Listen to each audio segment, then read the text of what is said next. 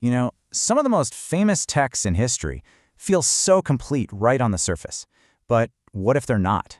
What if they're actually hiding a divine code, a secret layer of meaning just waiting to be unlocked? Well, today, that's exactly what we're going to dive into. I mean, we all know this line, right? It's so comforting, this beautiful idea of guidance and care. And the meaning, it seems totally straightforward. But what if that's just scratching the surface? According to the guide we're exploring, that clarity is just the starting point. So what if there's more to it? What if, hidden right inside the words and letters themselves, there's a whole other message, a mathematical one? That's the really fascinating question that our source material puts on the table. Okay, so if we're going to even try to look for a code like this, we're going to need some tools, right? A way to see what's hiding in plain sight. And the guide we're looking at today says there are basically 3 main keys we need to unlock all this hidden wisdom. First up, we've got numerology. The idea here is pretty simple, actually. It's that numbers aren't just for, counting stuff. They have a deeper symbolic meaning. I mean, think about it. How often do you see the number 7 pop up to mean perfection? Or 3 for completeness? It's all about finding a divine pattern hidden in the math. All right, our second key is called Gematria, and this takes things to a whole new level. It's this ancient system, mostly for the Hebrew alphabet, where every single letter also has a number value.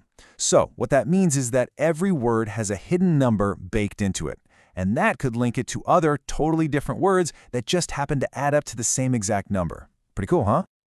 And finally, our third key is Kabbalah.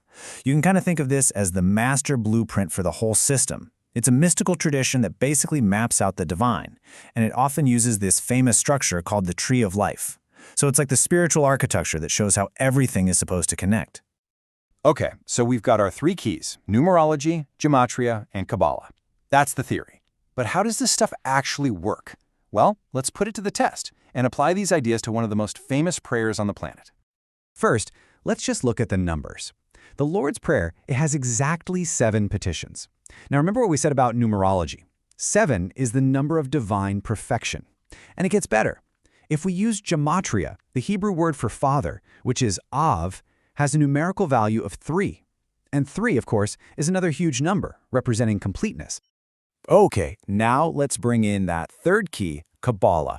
So in this framework, the phrase Our Father connects to the absolute highest spiritual point, the crown, the divine source. But then the part about daily bread, well, that connects all the way down to our physical world, to the kingdom. So the prayer itself is literally forming a bridge, a ladder from the heavens right down to us on earth.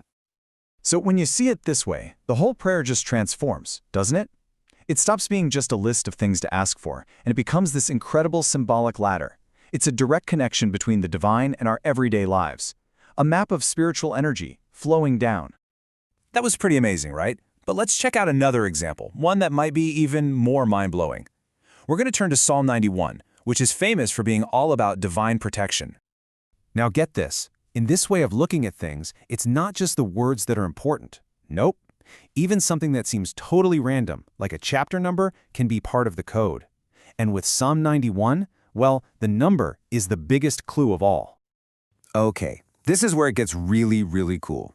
If you use Gematria, and you take the Hebrew word for angels, which is malachim, and you add up the number value for each and every letter, you get a very, very specific number. And what is that number? It's 91. That's right, 91. Lock that number in your brain for a second. Now just think about that for a second. The Gematria, the numerical value for the word angels, is 91. And what was the number of that psalm we were just talking about? The big one about divine protection? Psalm 91.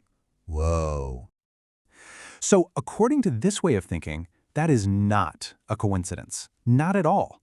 It's seen as a deliberate, encoded link, a kind of divine signature that connects this specific prayer directly to the idea of angelic protection.